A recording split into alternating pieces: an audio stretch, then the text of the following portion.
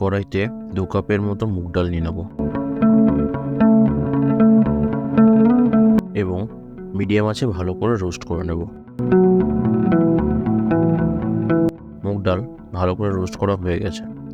এবার ঠান্ডা জলে 2 থেকে 3 বার এটি ভালো করে পরিষ্কার করে নিতে হবে। এবার ধুয়ে রাখা ডালটি সিদ্ধ করে নেব। এর জন্য কড়াইটি ওভেনে বসিয়ে তাতে অনেকটা জল দিয়ে রাখবো এবং ছেড়ে দেবো 10 থেকে 15 মিনিটের জন্য।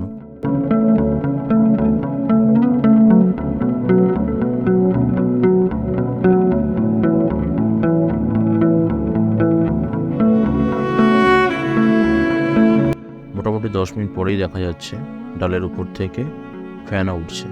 এই ফেনাটা আমরা একটি হাতা দিয়ে তুলে ফেলে দেবো এবং আবার অন্তত 5 মিনিটের জন্য এই ডালটিকে ফুটতে দেবো। 5 থেকে 6 মিনিট পর ডালটি ভালো করে একটি হাতা দিয়ে ঘাঁটতে থাকবো যাতে এটি ভালো করে সিদ্ধ হয়। মোটামুটি 1 মিনিট ঘাঁটার পর আবার এটাকে 5 মিনিটের জন্য ফুটতে দেবো। ডালটা যতক্ষণ সিদ্ধ হচ্ছে ততক্ষণে আমরা চলুন মাছের মাথাটা ভেজে নিই এবং তার জন্য একটি কড়াইতে বেশ খানিকটা সর্ষের তেল দিয়ে দেবো। কড়াইয়ের তেলটি বেশ গরম হয়ে গেছে এবং তা থেকে অনেকটা ধোঁয়া বেরোচ্ছে। এবারই আমরা মাছের মাথাগুলো দিয়ে আস্তে আস্তে ভাজতে থাকবো। এই মাথাগুলি আমি আগেই ধুয়ে তাতে নুন এবং হলুদ দিয়ে মাখিয়ে রেখেছিলাম।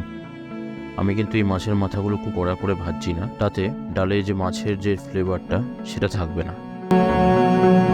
এরই মধ্যে ডালটি ভালো করে সিদ্ধ হচ্ছে কিনা দেখে নেব এবং একটি হাতা দিয়ে আবারও এটিকে ভালো করে ঘেঁটে দেব। আবার এটিকে ঢাকা দিয়ে রাখবো মোটামুটি 5 মিনিটের জন্য। আর অন্যদিকে মাথাগুলি ভালো করে উল্টে পাল্টে ভেজে নেব যাতে কোনো দিক কাঁচা না থাকে।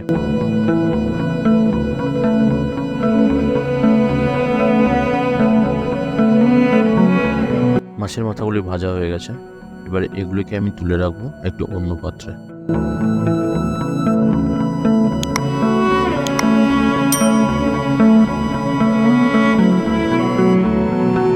ডালটি কিন্তু খুব সুন্দর সিদ্ধ হয়ে গেছে এবং এর মধ্যে আমি মোটামুটি 5 থেকে 6টা কাঁচা লঙ্কা চিড়ে দেবো। আপনারা যেরকম ঝাল খাবেন সেই বুঝে কিন্তু লঙ্কা দেবেন। এরপর এতে আমি বেশ খানিকটা জল দিয়ে দেবো এবং 1/2 চামচ হলুদ এবং 2 চামচের মতো নুন দিয়ে দেবো। এবার ডালটি ভালো করে নেড়ে তাকে ফুটতে দেবো মোটামুটি 10 থেকে 15 মিনিটের জন্য।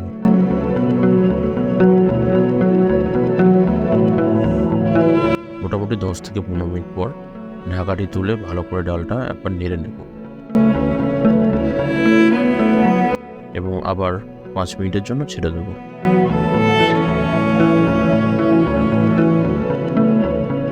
এই 5 মিনিট পরই আমি মাছের মাথাগুলো ডালের মধ্যে দিয়ে দেবো। অনেকেই এই মাথাগুলো আগে থেকে ভেঙে রাখে, কিন্তু আমি এভাবেই দিলাম। আপনি যেভাবে ইচ্ছা সেভাবে দিতে পারেন। আবার 5 মিনিটের জন্য ডালটিকে ভালো করে ফুটাবো। 5 মিনিট পর ডালটিকে ভালো করে নেড়ে একটি হাতা বা খুন্তির সাহায্যে আপনি মাথাগুলোর ভালো করে ভেঙে দিতে পারেন।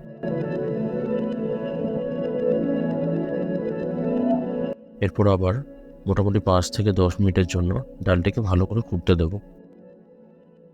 ডালটা খুব সুন্দর ফুটে গেছে এবং এই পর্যায়ের কাজও আমাদের শেষ হয়ে গেছে। এরপর যেটা করতে হবে সেটা হচ্ছে ডালের ফোড়ন দিতে হবে। যে কড়াইতে আমরা মাছটা ভেজেছিলাম তার অবশিষ্ট তেলেই প্রথমে দিয়ে দেবো 2 শুকনো লঙ্কা, একটি তেজপাতা এবং 1 চামচ জিরে এবং 2 চামচের মতন আদা বাটা। এবার মশলাটি ভালো করে ভেজে নিতে হবে।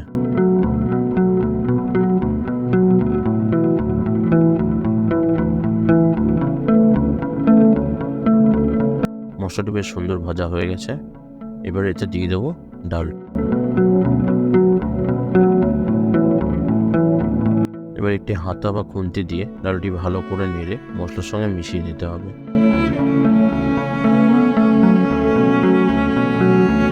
এবং এখনই দেখে নিতে হবে যে নুন ঠিকঠাক আছে কিনা। যদি না ঠিকঠাক থাকে তাহলে পরিমাণ মতো নুন দিয়ে দেবো এবং আবার ফুটতে দেবো মোটামুটি 5 মিনিটের জন্য।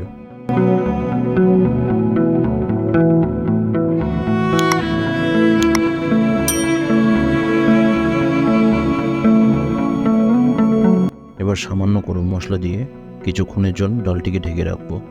ব্যাস, তাহলেই আমাদের ডালটি কিন্তু রেডি হয়ে যাবে।